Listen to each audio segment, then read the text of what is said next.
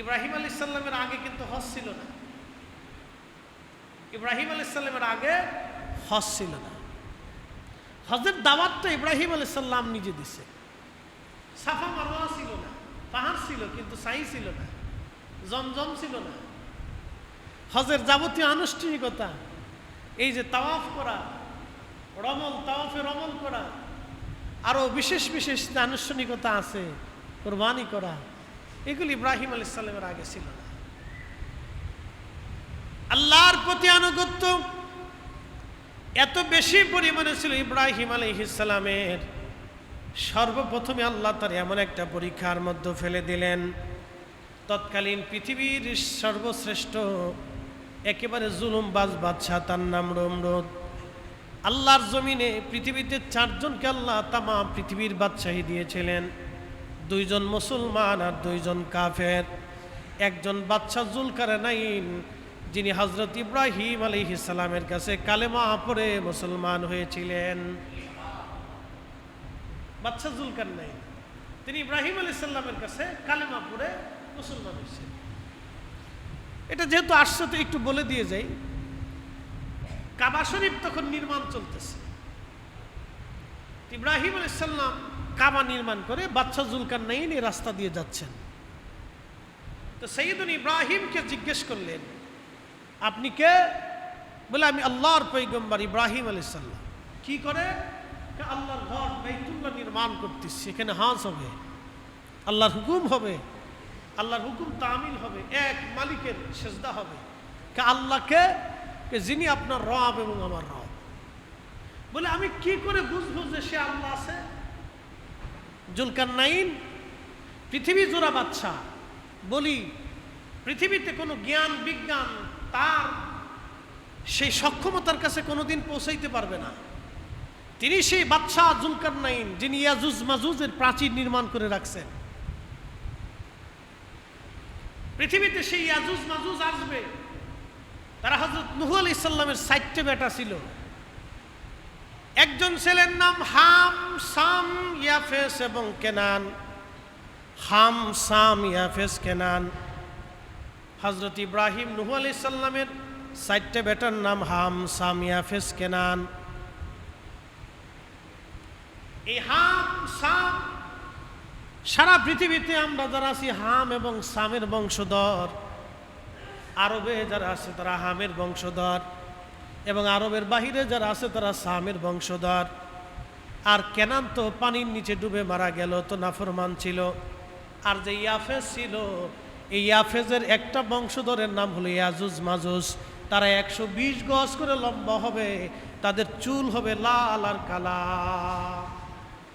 আমাদের চুল সাদা কালো, ওদের চুল হবে লাল কালো, খুব বিভৎস হবে, দুর্দর্শ হবে, রক্ত পিপাসু হবে। হযরত ঈসা আলাইহিস সালামের সময় এরা পৃথিবীতে আগমন করবে, কিন্তু তার আগে তারা একটা ভূখণ্ডে, জমিনে, পৃথিবীতে তারা আবদ্ধ আছে। সেই জায়গার পাশ দিয়ে হযরতে বাদশাহ জুলকারনাইন গিয়েছিলেন কোথায়? পৃথিবীর সূর্য উদয়ের স্থানে। সুবহানাল্লাহ বলবেন না? আমাদের সূর্য উদয় হয় কোথায়? জাপানকে বলে সূর্য উদয়ের দেশ। একবারে জাপান সাগরের শেষ সীমা পর্যন্ত, যেখান থেকে সূর্যের উদয় হয়, সেই সীমা পর্যন্ত বাদশাহ জুলকারনাইন সফর করছেন। না না, হয়নি, আর একটু জোরে বলবেন। আজও পর্যন্ত বিজ্ঞানের পক্ষে সম্ভব হয় নাই। এগুলি শুনলে আপনার কাছে আশ্চর্য লাগবে। তিনি একবারে মাগরিব পর্যন্ত সফর করছিলেন, যেখানে সূর্য অস্ত যায় সেই সীমা পর্যন্ত। সেই সীমা পর্যন্ত উনি সফর করছিলেন। পৃথিবীর এত বড় বাদশাহ, সারা পৃথিবীর প্রত্যেকটা ইঞ্চি জমিনের বাদশাহ আল্লাহ তারে বানিয়েছিলেন, বাদশাহ জুলকারনাইন। সাইয়েদুনা ইব্রাহিমকে জিজ্ঞেস করলেন, আল্লাহ যে আছে আমি কি করে বিশ্বাস করব? বলে, কি করলে আপনার বিশ্বাস হবে? বলে, ইব্রাহিম, ওই যে ভেড়ার পাল আছে, ভেড়ার পালেরা যদি আপনার কালেমার সাক্ষ্য দেয় তাহলে আমি বিশ্বাস করতে পারি। কারণ ভেড়া তো কথা বলতে পারে না, ওদের কোনো ভাষা নাই, শিক্ষা নাই, দীক্ষা নাই, ওদের কোনো মানুষের মতো এই ধরনের মেধাও নাই যদি ভেড়ায় কালেমা পড়ে তো আমি বুঝবো আপনার দ্বীন সত্য। হযরত সাইয়্যিদুনা ইব্রাহিম আলাইহিস সালাতু ওয়াস সালাম বললেন, হে ভেড়ার দলেরা তোমরা আসো। খোদার পয়গম্বরের ডাক শুনে সমস্ত ভেড়ার দল আল্লাহর খলিলের পাশে সামনে দাঁড়ায় গেলেন। বললেন, জুলকারনাইন, আল্লাহ এক, আমি ইব্রাহিম খোদার নবী পয়গম্বর খলিল এটা জানতে চাই। তোমরা আমার কালেমার সাক্ষ্য দাও, তোমরা আল্লাহর একত্ববাদের সাক্ষ্য দাও। হে ভেড়ার দল, ভেড়ার দলদের জবান খুলে গেল। প্রত্যেকটা ভেড়া তাদের জবান খুলে বলতে লাগলো, লা ইলাহা ইল্লাল্লাহু ইব্রাহিমু খলিলুল্লাহ। জুলকারনাইন বলেন, হুজুর আর বুঝার বাকি নাই, এই কালেমাই সত্য, এই দ্বীনই সত্য, এই জীবন ব্যবস্থাই সত্য। আল্লাহ শুধু ইব্রাহিম আলাইহিস সালামের কাছে কালেমা পড়লেন, শুধু কালেমা পড়েন নাই, তামাম পৃথিবীর প্রত্যেকটা ইঞ্চি মাটির রাজত্ব আল্লাহ তারে দিয়ে দিলেন। সুলাইমানকে দিলেন, বক্তে নসরকে দিলেন, নমরুদকে আল্লাহ দিলেন তামাম পৃথিবীর বাদশাহী। এই চারজন বাদশাকে তামাম দুনিয়ার বাদশাহী আল্লাহ দিলেন। আমাদের সাইয়্যিদুনা ইব্রাহিম আলাইহিস সালাম দুইজনকে পেয়েছিলেন, একজনের নাম নমরুদ আর একজনের নাম জুলকারনাইন। আমাদের মিল্লাতের বাবা সারা পৃথিবীর দুইজন বাদশাকে পেয়েছে, একজন কাফের আর একজন ইমানদার। কাফের ছিল নমরুদ, তারিখের কোন কোন বর্ণনা মতে তখন তার বয়স প্রায় 1000 বছর কাছে গেছে, বয়স প্রায় 1000 বছর কাছে গেছে। তার মৃত্যুর আগে সীমা শেষ, মানে জুলুম করতে করতে করতে করতে এত পরিমাণে বয়স যে আল্লাহকে অস্বীকার করতে করতে তার বৃদ্ধতা এসে গেছে, বয়স শেষ প্রান্তে। কোন কোন বর্ণনায়, কোন বর্ণনায় 400 বছর, 600 বছর, 500 বছর, তারিখের বিভিন্ন বর্ণনা কম বেশি হতে পারে। এই নমরুদের সামনে দাঁড়ায় গেলেন বিরাট বড় প্রতাপশালী বাদশা সাইয়্যিদুনা ইব্রাহিম আলাইহিস সালাম একা। তামাম দুনিয়ার বাদশা নমরুদের সামনে মাথা নত করেন নাই। যখন আগুনের মধ্যে নিক্ষেপ করা হয় তখন জিবরাইল আলাইহিস সালাম ইব্রাহিম আলাইহিস সালামের কাছে আসলেন। মিনজাবিনের দড়ি ধরে যখন নিক্ষেপ করা হয়, পৃথিবীর সর্বপ্রথম সেই কামান আবিষ্কার হলো সেই দিন। কামান বলেন, ক্ষেপণাস্ত্র বলেন, সেই দিন প্রথম। এই যে মিনজাবিন তৈরি করছিল ইব্রাহিম আলাইহিস সালামকে আগুনে ফেলে দেওয়ার জন্য, তো ওনারে আগুন জ্বালাইছে 40 দিন, কোন কোন বর্ণনা মতে 40 বছর ধরে কাঠ জোগাড় করছে ওনারে শুধু আগুনের মধ্যে ফালানোর জন্য। কোন বর্ণনায় 40 দিন আসছে, 40 দিনই ধরে। তো 40 দিন পর্যন্ত শুধু কাঠ জোগাড় করছে সারা ইরাকের মানুষ। কি করবে? আগুন জ্বালাবে। ওই আগুনের ভিতরে তাদের প্রতিমার দুশ্মন, ভগবানের দুশ্মন ইব্রাহিমকে আগুনের মধ্যে ফেলে দেওয়া হবে। সবাই স্বতঃস্ফূর্তভাবে কাঠ জোগাড় করছে। তো কাঠ জোগাড় করে আগুন জ্বালিয়ে দিছে 2-3 কিলোমিটার, কোন বর্ণনা আছে 25 কিলোমিটার দূর থেকে। আগুনের তাপে উত্তাপে মানুষ কাছে যাইতে পারত না, এত পরিমাণে আগুন। উদ্দেশ্য কি? ইব্রাহিম আলাইহিস সালামরা আগুনে ফেলে দিবে। ইব্রাহিম আলাইহিস সালাম একা। এই জন্য দেখেন 75 বছর ধরে ফিলিস্তিনের মানুষ নির্যাতনের শিকার, কিন্তু মাথা নত করে না। সুবহানাল্লাহ বলবেন না? আরো জোরে বলেন, আরো জোরে। এটা যদি কাতার, দুবাই, বাংলাদেশ, পাকিস্তান, এই অন্য অন্য দেশ হতো তাহলে একবারে স্যারেন্ডার করে বসতো, না দরকার নেই চলো। কিন্তু 75 বছর ধরে ফিলিস্তিনের মানুষ মাথা নত করে না, কারণ ওইখানে যিনি ঘুমিয়ে আছেন তিনি সাইয়্যিদুনা ইব্রাহিম আলাইহিস সালাম। আর কোনো না কোনো মাধ্যমে ইব্রাহিম আলাইহিস সালামের রক্ত তাদের শরীরে আছে, অথবা তার বংশের রক্ত তার শরীরে আছে। কোনো না কোনো মাধ্যম মোতাবেক সাইয়্যিদুনা ইব্রাহিম আলাইহিস সালামের রক্ত অথবা তার বংশের রক্ত ফিলিস্তিনিদের ভিতরে আছে। যে মাথা নত করে না, শক্তই দাঁড়াই থাকে। ইব্রাহিম আলাইহিস সালাম সেই দিন মিথ্যার কাছে একা বিরুদ্ধে ছিলেন, মাথা নত করেননি। আল্লাহর বিরাট বড় পরীক্ষা তার উপরে আসলো, অনেক বড় পরীক্ষা আসলো। একা তিনি, ডানে নাই, বামে নাই, সামনে নাই, পিছে নাই, কেউ নাই, শুধু মা ছিল, মা তো মাই। ইব্রাহিম আলাইহিস সালাম যখন নমরুদ মিনজাবিন আগুনের মধ্যে কিভাবে ফেলবে বৈঠক বসলো, কেউ সিদ্ধান্ত দিতে পারে না, কেউ সিদ্ধান্ত দিতে পারে না। তখন ওই দেশের একজন লোক ছিল, বৃদ্ধ, খুব বয়স্ক এবং মেধাবী বিজ্ঞানী। সে বলল, আমি একটা অস্ত্র বানাই দিব, এই অস্ত্রটার উপরে রেখে ইব্রাহিমকে ফেলে দেওয়া হবে। বলে অস্ত্রটা কি? নাম হলো মিনজাবিন। যেই অস্ত্রের উপরে বসে আর রশি ধরে টান দিলে একবারে অস্ত্রটা দিয়ে পাথর নিক্ষেপ করে বড় বড় বিল্ডিং ভাঙা হতো। ওটা ক্ষেপণাস্ত্র বলতে পারেন, অথবা আপনি বোমা কামানও বলতে পারেন। ওই পৃথিবীর প্রথম অস্ত্র ক্ষেপণাস্ত্র বলেন অথবা কামান বলেন, বহু দূর থেকে শত্রু পক্ষের উপরে এই অস্ত্র নিক্ষেপ করার মেশিন প্রথম আবিষ্কার হল। আল্লাহ রসুল বলছেন, সাইয়েদুনা ইব্রাহিম আলাইহিস সালামকে আগুনে ফেলানোর জন্য যেই অস্ত্র নির্মাণ করেছিলেন, ওই অভিশপ্তকে আল্লাহ কিয়ামত পর্যন্ত শুধু মাটির নিচে নিতে থাকবে। একসাথে বলবেন না আল্লাহু আকবার। কিয়ামত পর্যন্ত তাকে সপ্ত জমিনের মাটির নিচ পর্যন্ত তাকে নিতে থাকবে। এরপরে শাস্তি তো আছে, তাকে শুধু আল্লাহ ধসাইতে থাকবে, মাটির নিচে নিতে নিতে আল্লাহ শাস্তি দিতে থাকবে। অস্ত্র বানাইয়া ইব্রাহিমকে আগুনের মধ্যে বসাই দিলেন। মিনজাবিনে রশি ধরে টানা হয়, কিন্তু রশি উঠে না, মিনজাবিন যায় না, লড়াইতে পারে না। ব্যাপার কি? কি হলো এটার? কোনো সমস্যা নাই, যন্ত্রপাতিরও সমস্যা নাই, কিন্তু চলে না। কারণ কি? হযরতে ইব্রাহিম আলাইহিস সালামের এই মিনজাবিন চালানোর জন্য 40 জন বীর পুরুষ আনা হলো, শক্তিশালী কমান্ডো আনা হলো, যুবক আনা হলো, কিন্তু কোনো কিছুতেই কাজ হয় না। তখন শয়তান একবারে বৃদ্ধ তার সুরত ধরে লাঠির উপরে ভর দিয়ে, সাদা দাড়ি, সাদা চুল, একবার সুর চামড়াগুলি খুঁচিয়ে বৃদ্ধের উপরে ভর দিয়ে নমরুদের কাছে গেছে। নমরুদের সামনে যায়, নমরুদ জিজ্ঞেস করে, তুমি কে? বলে, আনা শাইখুল আলা, আমি এদেশের সবচেয়ে বড় বুড়া, বড় বৃদ্ধ আমি। বলে, তুমি বড় বৃদ্ধ, বড় শেখ, কি জন্য আসছো?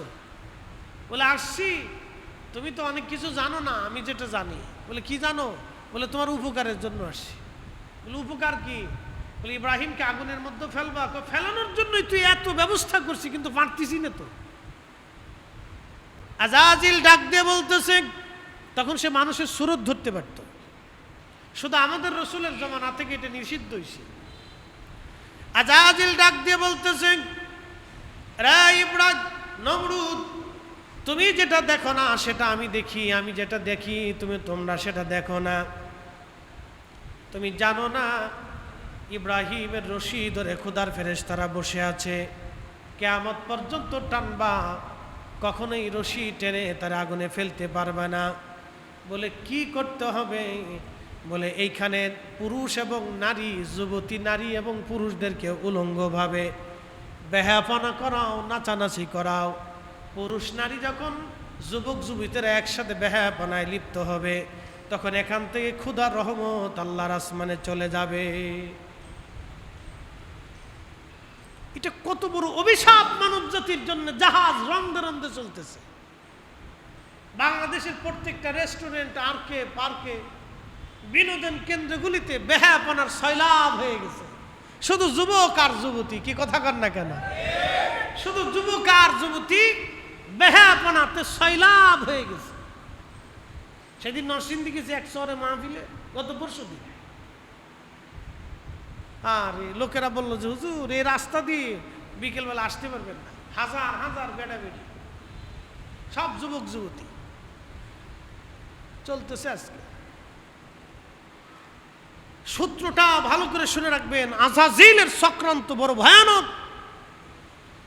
নমরুদকে বলল, যদি রহমত নিতে চাও, আল্লাহর সন্তুষ্টি সরাইতে চাও, ফেরেশতা তাড়াইতে চাও, তো যুবক আর নারীদেরকে একত্রিত করে এখানে বেহাপনা করাও, নাচানাচি করো। নমরুদ রাজি হয়ে গেল। যুবকদেরকে, যুবতীদেরকে এনে, সুন্দরী রূপসী মেয়ে এবং যুবকদেরকে এনে এখানে নাচানাচি শুরু হয়ে গেল। আল্লাহ রহমতের ফেরেশতা চলে গেল, মিনজাবিনের রশি ধরে টান দেওয়া হলো। আল্লাহর খলিল 2 কিলো অথবা 25 কিলো দূর থেকে যখন মিনজাবিনের রশি দিয়ে ইব্রাহিম সিটকে আগুনের মধ্যে পড়তে যায়, জিবরাইল আলাইহিস সালাম এসে বললেন, হুজুর আপনি যদি অনুমতি দেন তাহলে আপনাকে আজকে আগুনের উপর থেকে আমি তুলে ধরে রাখব। ইব্রাহিম ডাক দিয়ে বলেন, জিবরাইল, সৃষ্টির মধ্যে আমি ইব্রাহিম ছাড়া আল্লাহকে সেজদা দেওয়ার মতো আর কেউ নাই।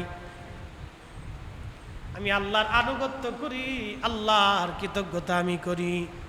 এই পৃথিবীতে আমি ইব্রাহিম ছাড়া বর্তমানে আল্লাহকে ডাকার মতো আর কেউ নাই। জিবরাইল, আল্লাহ আমার খলিল বানাইছে, উনি যদি আগুনের মধ্যে ফালাইয়া শান্তি পায় তাহলে আমি ইব্রাহিম তাতে রাজি আছি। আপনার সাহায্যের আমার দরকার নাই। হাসবুনাল্লাহু নি'মাল ওয়াকিল, ও আমার আল্লাহই যথেষ্ট। আর একটু জোরে বলবেন, ইয়্যাকা না'বুদু ওয়া ইয়্যাকা নাস্তাঈন। ইবাদত করি কার? প্রকৃত সাহায্য চাবো কার কাছে? আল্লাহর কাছে। ইবাদত আল্লাহর, প্রকৃত সাহায্যটা আল্লাহর কাছে চাবো। সর্বমঙ্গল অমঙ্গল থেকে নিরাপত্তা, মঙ্গলের কামনা, দুনিয়ার শান্তি বিশৃঙ্খলা থেকে মুক্তি, অসুস্থতা থেকে নাজাত, আখিরাতের নাজাতের জন্য আল্লাহর কাছে চাইতে থাকে। তো জিবরাইল আলাইহিস সালাম সরে গেলেন। এটা একটা পরীক্ষা ছিল ওনার জন্য। সরে যাওয়ার সাথে সাথে আল্লাহ পাক ডাক দিলেন, ইয়া নারু কুনি বারদাও ওয়া সালামান আলা ইব্রাহিম। এ আগুন, তোমার ধর্ম চেঞ্জ, তোমার রুলস চেঞ্জ, তোমার আইন চেঞ্জ, তোমার বিধান চেঞ্জ। আমি যে সক্ষমতা দিয়েছি তা স্টপ। আমার খলিলের জন্য তুমি আয়ার কন্ডিশন হয়ে যাও, না গরম না ঠান্ডা।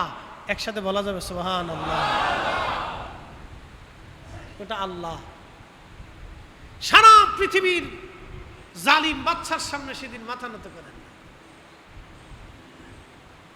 সারা দুনিয়ার জালিম বাদশার সামনে সেদিন মাথা নত করেন। আল্লাহু আকবার। এই জন্য হজকে কেন্দ্র করে, ইব্রাহিম আলাইহিস সালামকে কেন্দ্র করে অনেক আনুষ্ঠানিকতা আল্লাহ দিয়েছে, স্মৃতি। এগুলি কেন দিছে? আমাদের পরীক্ষা করার জন্য দিছে, আমাদের শিখার জন্য দিছে। কোরআনের একটা শব্দ আল্লাহ বৃথা নাজিল করেন না, মনে রাখবেন। কোরআনের একটা শব্দ আল্লাহ বৃথা বাক্য ব্যবহার করেন নাই।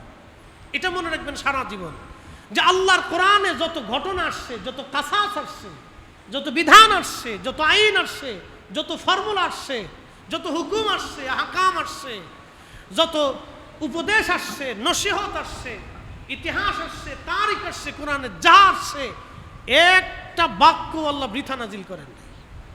এটা মনে রাখবেন। সব কয়টা বাক্যের ভিতরে আল্লাহ এই আখিরি জামানার উম্মতের জন্য আল্লাহ শিক্ষা রেখে দিয়েছে। প্রিয় উপস্থিতি, সাইয়েদনা ইব্রাহিম আলাইহিস সালামের জন্য আগুনকে আল্লাহ এর কন্ডিশন করে দিলেন 40 দিন পর্যন্ত আগুনের মধ্যে। একসাথে জোরে বলা যাবে সুবহানাল্লাহ। 40 দিন পর্যন্ত ওনার অক্সিজেন, আচ্ছা আগুনের ভিতরে অক্সিজেন থাকে? বিজ্ঞান কি বলে? আগুনের ভিতরে অক্সিজেন থাকে না, অসম্ভব। এখানে কোনো অক্সিজেন অস্তিত্বই নেই। এই জন্য আগুন লাগলে মানুষ দ্রুত গতিতে মারা যায়। কারণ কি জানেন?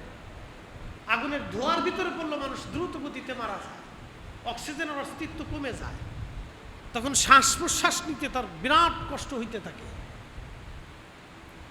40 দিন পর্যন্ত আগুনের ভিতরে অক্সিজেন যিনি দিলেন তিনি কে? একসাথে বলেন, আমাদেরকে প্রতিনিয়ত অক্সিজেন যিনি দেন তিনি কে? তাহলে আমাদের নামাজ কার জন্যে? কুরবানি কার জন্যে? কিন্তু কুরবানি সেখানে ফ্রিজের জন্য। কুরবানি হয়েছে ক্রেডিট গুছানোর জন্য। আমরা অনেক সময় চিন্তা করি যে আমরা এই 5 লাখ টাকার একটা কুরবানি দিই, মানুষ সমাজে দেখুক যে আমি একটা বড় কুরবানি দিতেছি। এরকম অনেকে আছে। এই ধরনের মানসিকতা আমাদের তৈরি করা যাবে না। আমি 5 লক্ষ দেন, 10 লক্ষ দেন, আলহামদুলিল্লাহ দেন, যদি উদ্দেশ্য দিতেছি কিছু গরিব মানুষ আছে তারা যাতে কিছু পায়, আমার আত্মীয় স্বজনের ভিতরে দরিদ্র আছে তারা যাতে কিছু পায়, আর আমার ভাগেরটা তো আল্লাহ থাকবে, এটা তো আমার হক, আপনি আইন করে দিচ্ছেন, এটা আমার জন্য হালাল, ওটা তো থাকবেই আমার জন্য। কিন্তু আমার এই 10 লক্ষ টাকার গরুতে 20 মণ গরু গোশত যদি হয় আল্লাহ, তাহলে কিছু গরিব মানুষের জন্য বরাদ্দ হলো, আত্মীয় স্বজনের জন্য বরাদ্দ হয়ে গেল, পাড়া প্রতিবেশীর জন্য বরাদ্দ হয়ে গেল, কিছু বান্দার জন্য কিছু রিজিকের ফায়সালা হলো। এর ভিতরে শিয়াল কুত্তাও কিছু ভাগে পাবে, পশু পাখিরাও কিছু ভাগে পাবে, গরিব মানুষেরাও কিছু ভাগে ভাগে পাবে। এই চিন্তা চেতনা যদি সুন্দর উদ্দেশ্য মানুষের থাকে, তাহলে কুরবানিটা আল্লাহর জন্য হবে, আল্লাহর সন্তুষ্টির জন্য হয়ে যাবে। এটা খেয়াল রাখতে হবে। প্রিয় উপস্থিতি, হযরত ইব্রাহিম আলাইহিস সালাম আগুনের মধ্যে 40 দিন পর্যন্ত তিনি আগুনের মধ্যে রয়ে গেলেন। 40 দিনের ভিতরে তার একদিন এক মা, ইব্রাহিম আলাইহিস সালামের মা, আল্লামা ইমাম ইবনে কাসির আল বেদার মধ্যে লেখেন, ইব্রাহিম আলাইহিস সালামের মা আগুনের দূরে দাঁড়ায় ডাক দেখে, ইব্রাহিম তুমি আল্লাহকে বলো আগুন যাতে আমাকে না ধরে, আমি মার সহ্য করতে পারতেছি না, আমার মন চায় আমি তোর কাছে যাই, তোরে আদর করি। একসাথে বলো সুবহানাল্লাহ। এই ইব্রাহিম তুমি আল্লাহরে কও, তোমার আল্লাহরে বলো আগুন যাতে আমার না ধরে, আমি মা আর সহ্য হইতেছে না, আমি তোর কাছে যাইতে হবে, খারাপ লাগতেছে। দেখেন মা কি জিনিস, এটার নাম মা, এটার নাম মা। মা এটাকে বলে। আর আমার দেশের বহু মা তৈরি হয়েছে, ধর্মীয় শিক্ষা, মূল্যবোধ, মানবিকতা, যদি কৃতিত্ব, মা জাতির একটা ক্রেডিট আছে, মা জাতির একটা রুলস আছে, মা জাতির একটা নিয়ম আছে, এটা আল্লাহ কর্তৃক নিয়ম। এটা পশুর ভিতরেও দিছে, পাখির ভিতরেও দিছে, মাছের ভিতরেও দিছে, মানুষের ভিতরেও দিছে, জিনদের ভিতরেও দিছে। মা জাতির একটা ক্রেডিট, মা জাতির একটা রুলস, মা জাতির একটা নিয়ম। সে তার জীবনের চাইতে বেশি সন্তানকে ভালোবাসবে। কিন্তু আমার দেশের বহু নারী আছে পরকীয়ার জন্য নিজের সন্তানকে পর্যন্ত বলি দেয়, হত্যা করে। ও মা হতে পারে নাই, ও নারী জাতির কলঙ্ক। কথা বলেন ঠিক কিনা? মূল্যবোধের অভাব, শিক্ষার বিরাট বড় অভাব, এটা পারিবারিক শিক্ষার এত বড় নিকৃষ্ট অভাব বলার কোনো ভাষা নেই। এগুলো পারিবারিক শিক্ষার বিরাট বড় অভাব। এই জন্য আমাদের সন্তানদেরকে পারিবারিক শিক্ষা দিতে হবে, আমাদের খুব মজবুত শিক্ষা দিতে হবে, খুব শক্তিশালী শিক্ষা দিতে হবে। যদি না দিতে পারেন তো বিপদ। মা বলতেছে, ইব্রাহিম তোর আল্লাহকে বল। সাইয়েদনা ইব্রাহিম আলাইহিস সালাম বলেন, রব্বি মা আসতে চায়, মার জন্য তুমি আগুনকে না রুকুনি বারদাম ওয়া সালাম, শান্তিময় তুমি করে দাও রব্বি। আল্লাহ অনুমতি দিলেন, ইব্রাহিম তোমার মাকে যাইতে বলো। ইব্রাহিম আগুনের ভিতরে তিনি বলতেছেন 40টা দিন, সারা জীবন যদি আমি আগুনের মধ্যে থাকতাম আমার কতই না ভালো লাগতো। ওই 40 দিনের মতো সুখ, ওই 40 দিনের মতো শান্তি আমি ইব্রাহিমের দুনিয়ার জীবনে আর কোনো দিন আমি পাই নাই। আল্লাহু আকবার। আল্লাহর কুদরত মহা আশ্চর্য। মা গেছে তো কিতাবের মধ্যে শুনি মাঝে মধ্যে সামথিং ঘামতেন, ঘাম আসতো, হালকা হালকা ঘাম। মা আসল দিয়ে ঘাম মুছে দিচ্ছে, মায়ের আসল দিয়ে ঘাম মুছে দিচ্ছে ইব্রাহিমকে। খাবার নিয়ে গেছে, মা খাওয়াই দিতেছে। আগুনের ভিতরে নমরুদে দেখে, তার লোকেরা দেখে, হলো কি এটা, কি করে সম্ভব এটা? তারা বলল, ইব্রাহিম কত বড় জাদুকর রে। তারা আল্লাহর খলিলকে সেই দিন জাদুকর বলেছিল। আহা, এরপরেও তাদের হেদায়েত নসিব হয় নাই। প্রিয় উপস্থিতি, এইরকম বিরাট বড় বড় পরীক্ষা ইব্রাহিম আলাইহিস সালাম দিলেন। 80 বছর আল্লাহ সন্তান দেয় না। 80 বছর পরে আম্মাজান হাজেরার গর্ভে আল্লাহ একটা সন্তান দিলেন। 100 বছর পরে হযরতে ইসহাক আলাইহিস সালামকে আল্লাহ পাক দিলেন, আম্মাজান সারার গর্ভে আল্লাহ সন্তান দিলেন। আমাদের পিতা ইব্রাহিম আলাইহিস সালামের 114 বছর বয়স, কোনো বর্ণনায় বেশি কম হতে পারে, কিন্তু হযরত আম্মাজান সারার বয়স তখন 100 বছর। 100 বছর বয়সে আল্লাহ সন্তান দিলেন, তার নাম হযরত ইসহাক আলাইহিস সালাম। ইসহাক আলাইহিস সালামকে দুইটা সন্তান আল্লাহ দিলেন। একটা সন্তানের নাম হযরতে ইয়াকুব আলাইহিস সালাম। ইয়াকুব আলাইহিস সালামকে আল্লাহ 10টা বেটা দিলেন। একটা বেটার নাম হযরত ইউসুফ আলাইহিস সালাম। আর ইয়াকুব আলাইহিস সালামের আরেকটা নাম ছিল ইসরাইল। এই ইয়াকুব আলাইহিস সালামের বংশধরদেরকে বনি ইসরাইল বলা হতো। আজকের ইসরাইলি যারা, তারা ইয়াকুব আলাইহিস সালামের বংশধর না। আজকে ইসরাইলি যারা, তারা ইয়াকুব আলাইহিস সালামের বংশধর না। অরিজিনাল ফিলিস্তিনি যারা, তারা হলো ইয়াকুব আলাইহিস সালামের বংশধর। তারা এখন মুসলমান। সুবহানাল্লাহ বলবেন না? তারা কি অরিজিনাল ফিলিস্তিনি যারা, তারা হচ্ছে ইয়াকুব আলাইহিস সালামের বংশধর। তারা এখন মুসলমান। সরে আইসে গেরাস্তরে কয় আমার বাড়ি চলে যা, রোহিঙ্গা এসে আমরা কয় তোরা চলে যা। এই ইসরায়েলিরা আইসে, ওরা ইসরায়েলি না, ওরা বনি ইসরায়েল না, ওরা অরিজিনাল না, ওরা ডুপ্লিকেট। সারা পৃথিবীর থেকে বিভিন্ন জায়গা থেকে ইহুদিদেরকে আইনে এই পশ্চিমারা আমেরিকার ব্রিটিশ ওখানে বসাইছে। ওখানে বসাইয়া সারা জীবন 75 বছর ধরে মুসলমানদের সাথে যুদ্ধ বাঁধাইয়া আরবদেরকে দ্বিধা বিভক্ত করে আমেরিকা শাসন করতেছে। আরবদেরকে ডিভাইডেড করছে, ভাগ করে দিছে। আমেরিকা শাসন করতেছে ইসরায়েলের। এটা পরোক্ষ শাসন বলে, প্রত্যক্ষ না, পরোক্ষ। যদি ঝামেলা করিস তাহলে ইসরায়েলকে দিয়ে তোরে আক্রমণ করা হবে, তোরে মার দিয়ে হবো, মুসাদরে দিয়ে তোরে হত্যা করা হবো। এই জন্য অনেক রাজা বাচ্চা কথা বলে না, চুপচাপ থাকে। দেখেন না, ইরানের প্রেসিডেন্টে মেরে দিছে। এরকম বড় বড় সামরিক যোদ্ধাদেরকে মেরে দেয় ওরা, গুপ্ত হত্যা করে। ইরান তো শক্তিশালী, তাদের গোয়েন্দা বাহিনী খুব চৌকস। কিন্তু আরবের অন্য অন্য আমির ওমরা যারা আছে, খালি ঘুমায় আর বউ নিয়ে ঘুরে বেড়ায়, কাম নাই তো আর কোনো। কারো 35টা, কারো 17টা, 18টা, 20টা, 22টা। এত বউ থাকলে এত দুনিয়ার চিন্তা আছে মাথায়? হ্যাঁ, এত বউ যার আছে, এর দুনিয়ার অন্য চিন্তা মাথায় আসে? বউয়ের ফেরাই তো জিন শেষ। যেটা বাস্তবতা, এটা বললাম, বিবির ফেরাই দিন শেষ, বাকি চিন্তা করবে কোন সময়? পরোক্ষভাবে তারা মুসাদরে দিয়ে আরব শাসন করে। অনেক বড় দুর্বিসন্ধি, অনেক বিরাট বড় দুর্বিসন্ধি পশ্চিমাদের। পরোক্ষ দিয়ে, মুসাদরে দিয়ে তারা পুরো আরবটাকে কন্ট্রোল করে। আমিরদেরকে বলে, যদি কথা বলিস তো ফেলে দেব, কোনো হাদিস থাকবে না, ডকুমেন্ট থাকবে না, প্রমাণ থাকবে না। রাত্রে ঘুমাবি, সকালবেলা উঠে দেখবি নাই। প্রিয় উপস্থিতি, এগুলো কুফফারদের কাছে তারা মাথা নত করে আছে এইভাবে। কিন্তু আল্লাহ রাব্বুল আলামিন ওই জনপদের ভিতরে একটা জাতিকে কিয়ামত পর্যন্ত আল্লাহ স্ট্রং করে রাখবে, যারা বাইতুল আকসার আশেপাশে হবে। বাইতুল আকসার জন্য সারা জীবন তারা জিহাদ করবে। একবার জোরে বলা যাবে কি সুবহানাল্লাহ? আল্লাহ একটা না একটা জাতিকে, একটা গোষ্ঠীকে আল্লাহ জিন্দা করে রাখবে। তারা এই মিথ্যার কাছে কখনো মাথা নত করবে না। ওই জমিনে সাইয়্যিদুনা ইব্রাহিম আলাইহিস সালাম ঘুমিয়ে আছেন, ইয়াকুব আলাইহিস সালাম ঘুমানো, ইউসুফ ঘুমানো, এমনকি ওনাদেরকে কেন্দ্র করে 70,000 নবী ঘুমিয়ে আছে, তাদের বংশধররা ঘুমিয়ে আছে, তাদের রক্তে এবং তাদের বংশধারা এখনো জিন্দা আছে।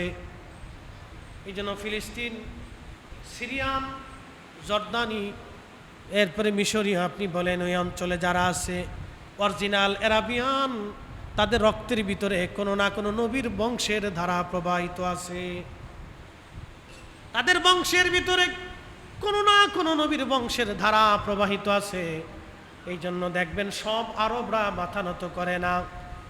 যখনই কুফফাররা একত্রিত হয়েছে, আল্লাহ আবার ওই আরবদের ভিতরে এমন কিছুকে আবার আল্লাহ মাথা উঠাই দিয়েছেন, যারা মিথ্যার কাছে মাথা নত না করার কারণে, মাথা উঁচু করে থাকার কারণে মুসলমান কখনো পরাজিত হয় নাই, আবার মুসলমানের বিজয় হয়েছে। একবার জোরে বলা যাবে সুবহানাল্লাহ।